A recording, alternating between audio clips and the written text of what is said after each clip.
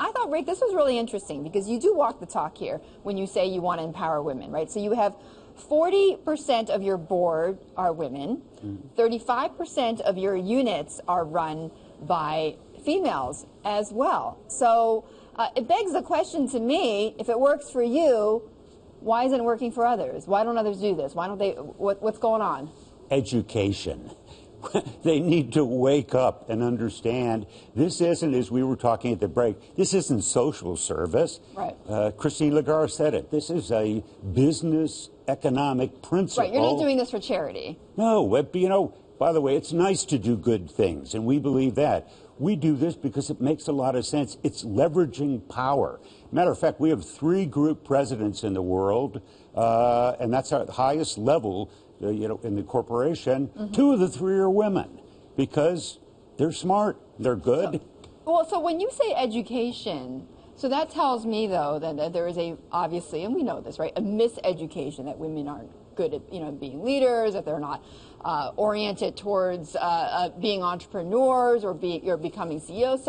So when you say education, what does that mean exactly? Because that's also a bias, by the way. It's understanding the reality and the facts that men and women are different. As a matter of fact, Betty, 7 years ago, I did my first one in Indonesia, the largest Muslim population in the world. I had all the men who are the husbands of our female distributors come in. We did I don't speak Bahasa, but simultaneous translation, and we talked about, in an educational but entertaining way, the difference between men and women, starting with the brain. They have more corpus callosum, which is like Wi-Fi for the brain, which is why a woman can multitask, and men sometimes have a hard time doing one thing at a time. After that session, I saw the lights go on with some men. Let me tell you what's happened since the so what of the business. It's our largest market in the world right now, Indonesia. It's grown. The CAGR has been 35% per year, and the president of our Indonesian business is a woman. It's educating them on facts. So what, you said 10 years ago you were at Davos. You hosted a forum on gender pay, is that right? Yeah, gender parity. Gender parity. And what, this past year you had how many sessions?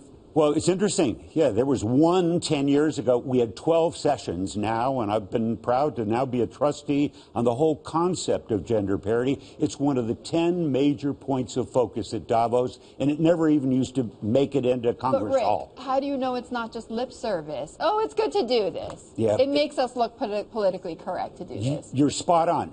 That's what we're looking for, is walk out of here. It starts with talk, but then it starts with walk. After that, what are you going to do with it? I'll tell you what we've done. I had Pumzeli, the Undersecretary General of the UN for Women's Issues, sitting at my right-hand side. Pumzeli has created a program called He for She, where we're starting to get more men who are running corporations and head of states. So we're in this together. There's a lot of she for she's. We need more he for she's. Wait, so were you surrounded by women growing up? Daughters? Yeah, you have daughters? Yeah, 3 daughters. I have an older sister, younger sister. Okay. Yes. So women have beaten you down then and beaten it into you. I've been sensitized. Okay, you've been sensitized. All right. But on the jobs front, though, Rick, this was interesting. I read in an article that if you want to be a Tupperware salesperson, right, one of the women that sells, majority of women that sells your products, you can make a good amount of money, right? You can hold 5 parties a week. You make $2,250 in sales, and that earns you $41,000 a year. Now that sounds like a nice, tidy sum. But I think about, well, what about women go back and they learn how to code? They can make twice as much as that money, as that amount. Oh, they can become, there's a career path in our business where she can be a sales consultant. She can decide, you know, I've often said behind every successful woman in Tupperware is another woman who has mentored her, who has coached her. She becomes a manager, and then we have numerous women in Tupperware that make 6 figures. We have some that make 7 figures. Selling Tupperware. Yeah, and building a sales organization. We have this dynamic young 37-year-old woman in Borneo, which they call Kalimantan, has a $2 million business there. Excuse me, she's got a $20 million business there. She probably makes more than $1 million a year. It's exciting to see.